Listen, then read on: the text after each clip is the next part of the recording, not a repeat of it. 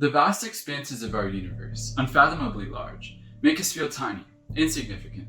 But what's even more startling is that every inch of matter that we can see accounts for just a tiny fraction of the universe out there. That stuff we can't see, it's called dark matter, and it accounts for 85% of the total matter in our universe. It doesn't interact with light, rendering it practically invisible. So how do we know it's out there? Well, we know that dense concentrations of matter create gravitational pulls. So in order for there to be gravity, there must be matter present.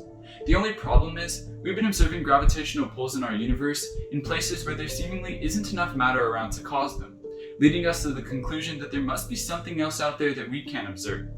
We're looking for something that doesn't interact with normal matter directly, but rather through gravity, has a long and stable lifespan, and is spread throughout galaxies. And although we don't know exactly what it is, a few candidates have been proposed. Among them is our first candidate, the sterile neutrino. Neutrinos are a fundamental particle, and physicists are already aware of 3 different types or flavors of them. But research points to a potential 4th type, the sterile neutrino. As it is, neutrinos don't interact with photons, making them dark. And calculations show that sterile neutrinos don't interact with normal matter, except through gravity, making them a compelling dark matter candidate. Our second candidate is more like a group of candidates. They deal in supersymmetry, a concept that suggests a set of counterparts for every known elementary particle, called superpartners. This creates a whole flurry of new particles that could take place as a candidate. Among them are perhaps the most notable dark matter contenders, the weakly interacting massive particles, which were predicted to have near-perfect properties to fulfill dark matter requirements. But decades of searching for these particles and still no results leaves us wondering if they're even out there. But lucky for us, we definitely know our third candidate does exist.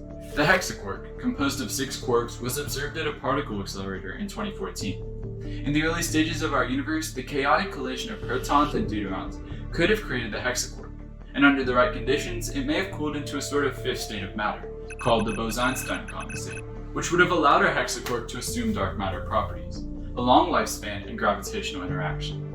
And now for our final dark matter candidate, the axion. The axion gets its roots in the strong CP problem.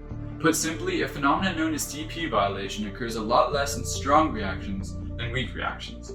To explain this, physicists propose a theoretical field that suppresses CP violation in strong reactions, and that same field implies the existence of the axion. If it exists, the axion would rarely interact with matter and be extremely hard to detect, putting it up on the list next to our other dark matter candidates. Although we have a ton of ideas, and these are just few amongst the many, there's still so much we don't know about dark matter.